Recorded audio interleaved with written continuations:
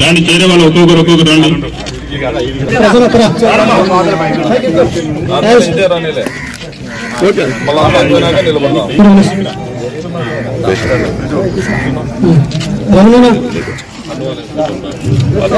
ముందుకు రండి, పార్టీలో జాయిన్ అయిన వాళ్ళు ముందుకు రండి.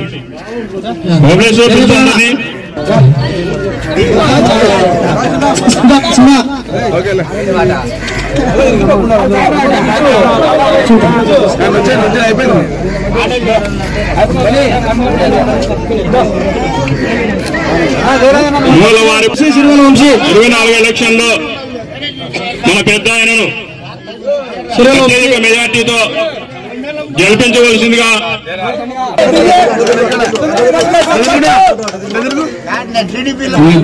ఇక్కడ ఉన్నటువంటి ఓట్లలో ఎక్కువ శాతం మంచి మెజార్టీ ప్రజానికి ఇవ్వాలని చెప్పి, అలాగే ఓపీసీ కూడా సంకల్పం చేసి గెలిపించాలని చెప్పిగా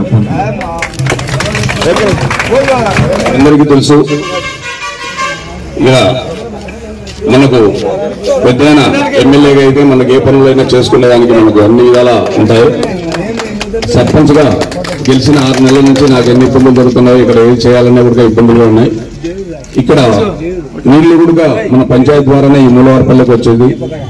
అదే పనిగా మళ్ళీ 8 నుంచి పైప్ లైన్ వేసి ఇక్కడ నీళ్ల సమస్య లేకుండా తీర్చినాము.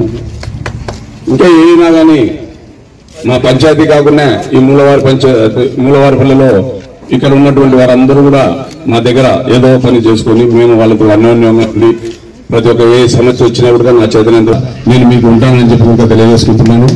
ఏదైనా కానీ రేపు రాబోయే రోజుల్లో 13వ తారీఖున జరగబోయే ఎలక్షన్లలో తెలుగుదేశం పార్టీ తరఫున మన పెద్ద ఆయన రెడ్డి గారికి మంచి మెజార్టీ తెప్పించి సైకిల్ గుర్తుపై వేసి బాగా అందరూ కూడా మీరే కాదు పక్కన ఈ ఊర్లో ఉన్న వాళ్ళు దాన్ని ఎక్కువ వస్తాయని నాకు తెలుసు.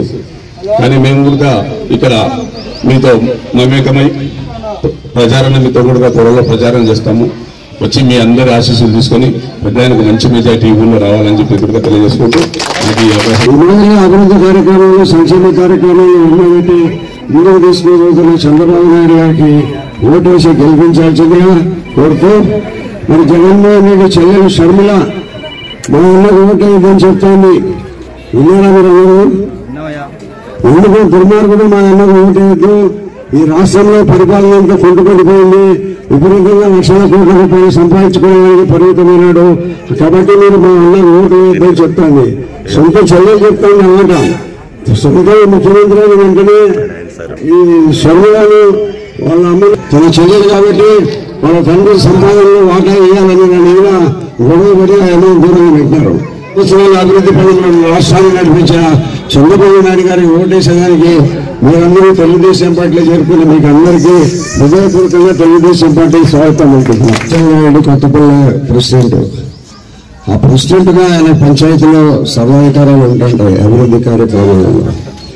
మరి ఈరోజు ఆయన సర్పంచ్ అయిన తర్వాత ఆ ప్రాంతంలో కొంచెం డెవలప్మెంట్ ఏరియా కాబట్టి ఇల్లు స్థలాలకు పర్మిషన్ ఇవ్వడము, మన పంచాయతీలో ఉన్నదాన్ని గద్దతో అభివృద్ధి చేయడము ఇవన్నీ జరుగుతూ ఉంటే పంచాయతీలో ఆయన ఎమ్మెల్యే గారు ఏం చెప్తారు, మీకు పర్సెంటేజ్ ఇవ్వాలంటాడు.